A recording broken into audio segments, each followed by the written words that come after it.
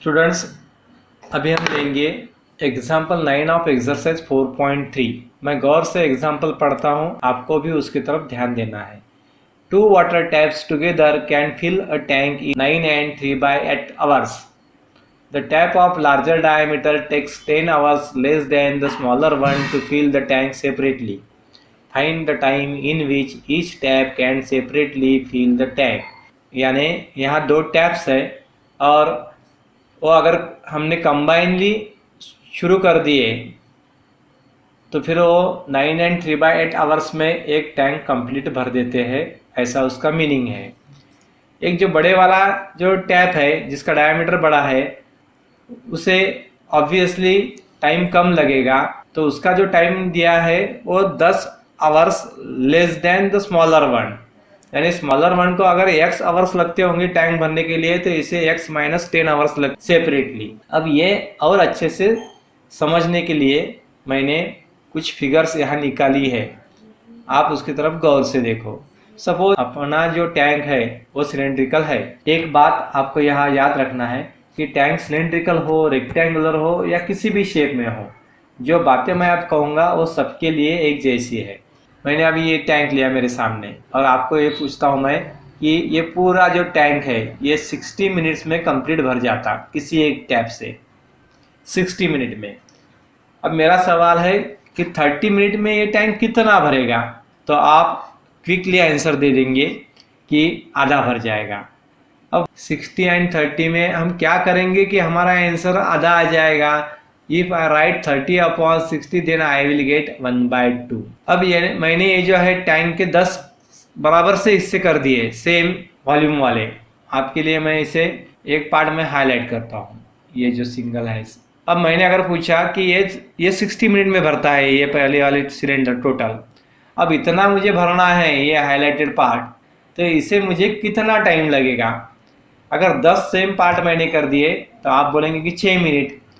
अब उल्टा जाएंगे हम, 6 मिनट में ये टैंक कितना भर जाएगा। ऊपर लेंगे हम 6 मिनट और नीचे लेंगे 60 मिनट, यानी हमारा टैंक फुलफिल हो जाएगा 1/10। अब मेरा कहना गौर से सुनो, अगर ये टैंक फिल करने के लिए मुझे x आवर्स लगे किसी टैप से, तो अब 1 आवर में मैं कितना टैंक भरूंगा। नहीं समझता है तो मैं फिर से आपको बताता हूँ। अब हम जाएंगे कि सपोज इसे भरने के लिए हमें 10 आवर्स लगते हैं, 10 आवर्स ऐसा हम समझेंगे। We require 10 hours to fulfil the tank. अब 1 घंटे में कितना भरेगा ये, तो 1/10 भरेगा, यानी 1 घंटे में इतना भरेगा। अब यही बात हम यहाँ लिख रहे हैं कि अगर उसे पूरा भरने के लिए x आवर्स लगते हो तो 1 आवर में वो 1/x इतना फिलअप हो जाएगा। ये इतनी बात अगर आपको समझी तो फिर ये जो सम है ये एकदम इजी है। अब मैं आगे जाता हूँ। बच्चों, हमें तो पता है कि बड़े टैप को 10 आवर्स लेस लग रहे हैं छोटे टैप से। अब हम एक एक टैप का यहाँ पे, suppose the smaller tap completely fill the tank in x hours, therefore larger tap fill the tank in x minus 10 hours. ये कहाँ से लिखा बच्चों मैंने x माइनस 10 आवर्स? यहाँ दिया है हमें 10 hours less than the smaller tap, यानी अगर इसको 15 घंटे लगते होंगे इसे 15 माइनस 10 यानी 5 ही घंटे लगेंगे। तो जैसे हम डे टू डे लाइफ में सोचते हैं वैसा ही काम हमें यहाँ पे करना है। अगर उसको 8 घंटे लगते हैं तो फिर इसको कितने लगेंगे, उसको 25 घंटे लग रहे हैं तो इसको कितने लगेंगे। जैसे हम हरदम सोचते हैं वैसा यहाँ सोचने के बाद में हमें आंसर जल्दी मिल जाता। तो x माइनस 10 आवर्स में लार्जर टैप उसे फिलअप करता है, ये हमने यहाँ पे ऐसे लिखा। अब 1 घंटे में यानी 1 आवर में हर एक टैप कितना कितना टैंक फिलअप करेगा वो यहाँ पे लिखेंगे अब हम। Therefore smaller tap fill up 1/x tank in 1 hour, जैसे आपको मैंने पहले बतलाया उसी तरह। And larger tap fill up 1/x minus 10 of the tank capacity in 1 hour. अब ये दोनों एक साथ अगर टैप हमने खोल दिए या ऑन कर दिए तो फिर क्या हो जाएगा, ये जो स्मॉलर है वो 1/x टैंक फिल करता है और जो लार्जर है 1/x माइनस 10 टैंक फिल करता है, यानी फिर दोनों का combinedly 1/x plus 1/x minus 10 इतना ये 1 घंटे में या 1 आवर में टैंक फिलअप कर देंगे। 1 आवर में ये पहला वाला tap 1/x of the tank it will fill up, दूसरा tap 1/x minus tank fill up करता है और ये उनका 1 आवर में का इतना वॉल्यूम वो फिलअप कर देते हैं। अब यहाँ पे इसको अगर हम मल्टीप्लाई करेंगे 9 and 3/8 से तो हमें टैंक की कैपेसिटी कम्प्लीटली 1 रहती, वो पूरी भर जाती है, ऐसा यहाँ पे हम लिख सकते हैं। अब यहाँ पे इस स्टेप को हम सॉल्व करेंगे। 8 9 72 और प्लस ये 3 यानी 75/8 हमें मिल जाएंगे यहाँ पे, और यहाँ पे हम लिखेंगे 1/x प्लस 1/x माइनस 10, ये ब्रैकेट कंप्लीट इक्वल टू 1। इसे और हम आगे सॉल्व करेंगे। हमें लास्ट स्टेप ऐसा मिला 75/8 in bracket 1/x plus 1/x minus 10 is equal to 1। यहाँ पे इस 75 से हम यहाँ मल्टीप्लाई करेंगे, ब्रैकेट को हम ऐसा सॉल्व करेंगे, ये x माइनस 10 से यहाँ मल्टीप्लाई करना है, इस x से यहाँ मल्टीप्लाई करना है, यानी फिर हमें मिला x minus 10 plus x upon, नीचे दोनों का मल्टीप्लिकेशन रहता है बच्चों, x इंटू x माइनस 10, ये पूरा ब्रैकेट भी complete and that is equal to 1। थोड़ा आराम से देख देख के उसको सॉल्व करने का हमें x plus x we get here twice x minus 10, नीचे हमें प्रोडक्ट मिला x square minus 10x is equal to 1। यहाँ फिर हम क्रॉस मल्टीप्लिकेशन करेंगे बच्चों, ये यहाँ के 8 जो है वो 8 भी अपने लिखने के रहेंगे यहाँ पे upon 8, this is 8 into this much. अब यहाँ हम लिखेंगे 75 into twice x that is 150 of x minus 750, इन दोनों का प्रोडक्ट ये 75 और 10 का, और ये दोनों का प्रोडक्ट हम इसे एक इस 1 के साथ में मल्टीप्लाई करके यहाँ लिखेंगे, that is 8 of x square minus 80x। अब ये राइट साइड में पहले लेफ्ट में लिख लेता हूँ क्योंकि ये कभी भी इजी रहता, यहाँ हमारे गलत होने के चांसेस बहुत कम हो जाते हैं, और लेफ्ट साइड को मैंने राइट में लिख दिया, ये is equal to 150x minus 750। अब इस राइट साइड वाले टर्म्स हम सब यहाँ लेफ्ट साइड में ला लेंगे, we get 8x square minus 230 of x, minus का प्लस हो जाएगा, we get 750 is equal to 0। अब इस पूरे इक्वेशन की तरफ देखने के बाद में हमें ये बात इजीली समझती है कि ये 2 से डिवाइड होता है पूरा equation. thus we get 4 of x square minus 115 of x plus 750 को 2 से डिवाइड किया तो 375 इज इक्वल टू 0, और यहाँ पे हम लिखेंगे कि dividing by 2 on both sides, ये लिखना जरूरी रहता। अब 4 इंटू 75, अब यहाँ पे लिखा मैंने 4 into 375 is equal to 2 into 2 into 3 into 125, यानी मैं क्या कर रहा हूँ उसके प्राइम फैक्टर्स गिरा रहा हूँ। अब यहाँ पे मुझे this is equal to 2 into 2 into 3 into ये 125 है, यानी 5 का 3 बार मल्टीप्लीकेशन, थोड़ा ट्रायल एंड एरर मेथड करना पड़ता है। जैसे अब हमें पता है कि इसका फैक्टर्स आते हैं 100, 2 into 2 that is 4, 4 into 5 that is 20, 20 into 5 that is 100, हमें इन चारों का मल्टीप्लिकेशन मिल गया 100 इंटू 15, ये दोनों का एडिशन मुझे 115 मिल गया जो मेरी रिक्वायरमेंट थी। अब इसके पहले के वीडियो में मैंने ये सब बातें आपसे क्लियर कर दी है कि how to factorise a given quadratic equation. पे मैं गिरे हुए फैक्टर्स लिखूंगा, लेकिन मेरा बीच वाला साइन जो है वो माइनस है और प्रोडक्ट प्लस है, इसलिए दोनों भी फैक्टर्स को मैं माइनस साइन दे दूंगा, यानी I want to write here minus of 100x minus of 15x plus 375 is equal to 0। अब बच्चों अगला काम इजी है, ये पहले 2 में से कॉमन निकालना है, दूसरे 2 में से कॉमन निकालना है आपको। ये पहले, यानी अगर आपकी पढ़ाई अच्छी है तो फिर आप दिक्कत नहीं आनी चाहिए। हियर 4x इज कॉमन बच्चों, therefore I write 4x in bracket x minus 25, यहाँ minus 15 is common, again we get x minus 25 is equal to 0। thus x minus 25 in first bracket, 4x minus 15 in second bracket equal to 0। अब थोड़ा fastly मैं यहाँ सिर्फ answer लिख देता हूँ। अब therefore x is equal to 25 and x is equal to 15/4।